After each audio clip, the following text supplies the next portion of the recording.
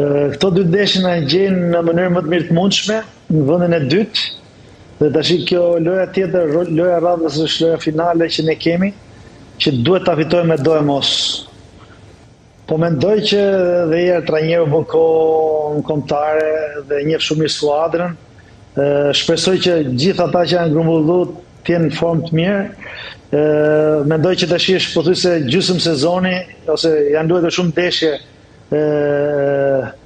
në fazat e para respektive ku lojtarët luajnë, kështu që shumica e lojtarëve aktivizohen vazhdimisht, kjo është e rëndësishme.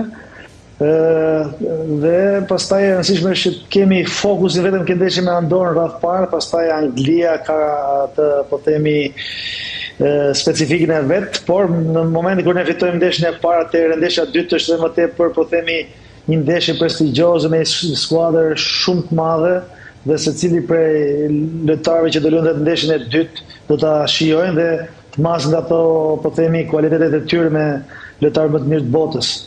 Po mendoj ka mjaft lojtarë ose Silvinho ka luksin të zgjedhë shumë lojtarë dhe bankina është po themi varet çfarë formacioni do zgjedhë, po dhe nga bankina mund të vinë lojtarë që ta arrisin po themi rendimentin e një ndeshje nëse X lojtar nuk funksionon, pothuajse shumica e lojtarëve janë të zëvendësueshëm.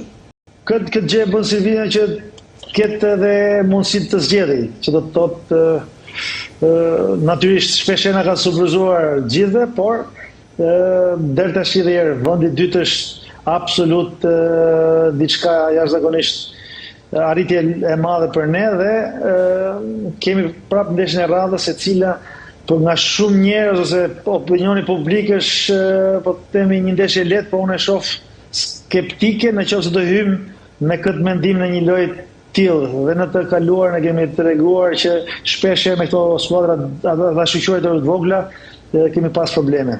Patjetër është një lojtar me fizik të fortë, i cili ka dhe një qëndrueshmëri gjatë lojës, një fokusim gjatë gjithë lojës, e kam vëzhguar dhe më përpara, është një lojtar cilësor që ka pas edhe momente të mira në Turqi, kështu që më bëhet qefi për të sepse është gjithmonë kërkues dhe shpresoj që të marrë dhe ato minutat e veta, ndoshta edhe të shënoj gol, do ishte shumë mirë.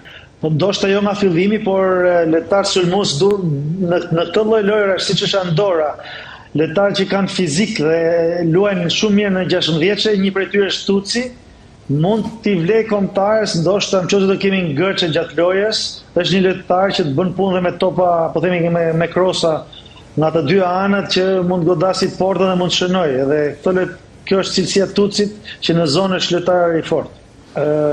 Bëri përshtypje në ndeshjen miqësore, me thënë atë që është shumë nuk e njihsha, kisha dëgjuar si lojtar, por e pash në atë ndeshjen e fundit dhe më bëri përshtypje shumë pozitive, ishte sigurt kishte luajtur shumë ndeshje me kombëtaren, u aklimatizuar shumë shpejt dhe dha një rendiment shumë mirë. Kështu që meriton dhe ai një vend në 25 lojtar me kombëtar. Shpresoj që Marashi ka bërë shumë mirë ke Spanjoli kur ka luajtur sezonin që kaloi dhe pata një shpresë që të kishte një vazhdueshmëri, por ndonjëherë dëmtimet bëjnë disa pengesa ose lë një hap mbrapa. Shpresoj që të rikuperohet shpejt edhe të ketë vazhdueshmëri te Mallorca, sepse edhe është një lojtar me shumë cilësi dhe duket edhe si djalë i mirë dhe shpresoj që në të ardhmen mos ketë dëmtime. Kjo është e rëndësishme për çdo lojtar. Dhe pjesë e lojtarëve të tjerë, mendoj këtë që thash dhe më përpara, trajneri ka mundësi të zgjedhë dhe lojtarë të tjerë, kështu që them se jemi të gatshëm të zhvillojmë këto dy ndeshje, por ndeshja e radhës është ndeshja më e vështirë që duhet ta fitojmë. Muçi është edhe një lojtar cilësor.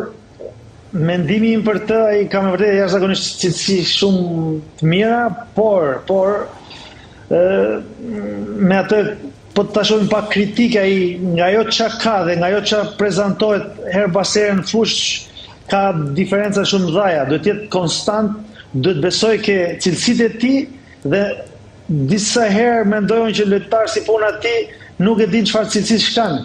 Dhe kjo është po themi pika e dobët e Muçit që Ai ka momente gjenjale që me vërtet ka shumë talent, por nuk mjafton vetëm ajo, duhet ta përcjellësh shpesh herë në fush. Një ndeshje me Galatasaray'n ka zhvilluar shumë mirë, por duhet të jetë konstant dhe në vazhdueshmëri. Ai mund të jetë një lojtar, mund të bëhet lojtar i rëndësishëm për kombëtarin. Por atë pjesë do ta bëj. Në fakt ajo është diçka që unë mund të kritikoja Kemuçi. Absolutisht që jo. Dhe Serbia pati problemet e saj ku fitoi 2-1, kështu që shpesh këto ndeshje beso janë shumë të vështira sepse presioni ndaj skuadrës tonë është jashtëzakonisht i madh. Dhe prandaj për mendimin tim ne do të fillojmë që nga minuta e parë të bëjmë presion kundërshtarit derisa të shënojmë golin e parë dhe pastaj prapë nuk do të synojmë që të mbajmë atë rezultat, por të shënojmë golin e dytë dhe tretë ndoshta. Këto loja fitojnë edhe me 2 luftime dhe jo thjesht mendojmë që skuadra është e dobët dhe disi do ta fitojmë atë ndeshje. Që nga minuta e parë do të jemi 120% fokusuar, atëherë duhet ta fitojmë atë ndeshje dhe pastaj ja kemi arritur një qëllimi ose një rezultat jashtëzakonisht shumë të mirë. Çfarë na diferencon me Andorrën në këtë prak ndeshje? Diferencat janë ke cilësia e lojtarëve. Por jo gjithmonë cilësia e lojtarëve mjafton. Dhe në këto ndeshje edhe një herë ata do mundohen më tepër të mbrohen, nuk do na lejnë shumë hapësira dhe prandaj edhe ne do të jemi, po themi, të zhvillë, të luajmë topin sa më shpejt dhe pastaj të shfrytëzojmë ndoshta krosat nga të dy anët dhe mbulojmë në 16 që me 1, 2, 3 sulmues ose lojtar në zonë, atë shënojmë sa më shpejt gol. Në qoftë se do ta fitojmë, ku unë shpresoj dhe besoj që do ta fitojmë këtë ndeshje, ne jemi në play-off, janë dhe 2 ndeshje tjera finale. Dhe kjo është një, po themi, kemi arritur në një nivel që s'kemi qenë ndonjëherë që pretendojmë për me luajtë kampionat botror, kjo na mungon.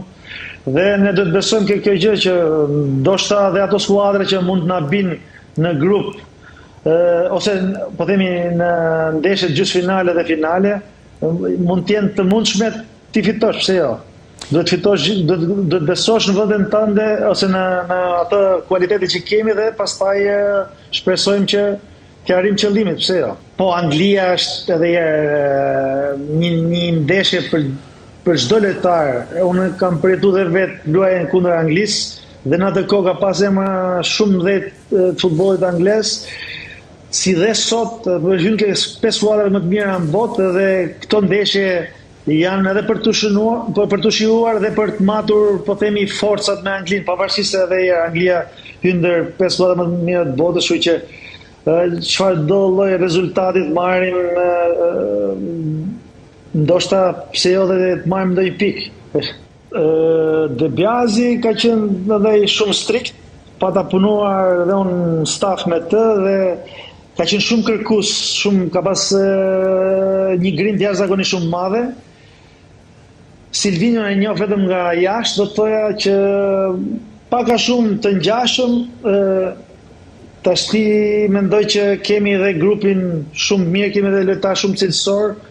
Gjë që ka qenë dhe në atë kohë kur ka qenë De Biasi, por në fund fare secili prej tyre ka arritur të dalin në kampionat evropian dhe kjo i meriton, në fakt të dy trajnerë meritojnë çdo gjë që i kanë sjellë futbollit shqiptar.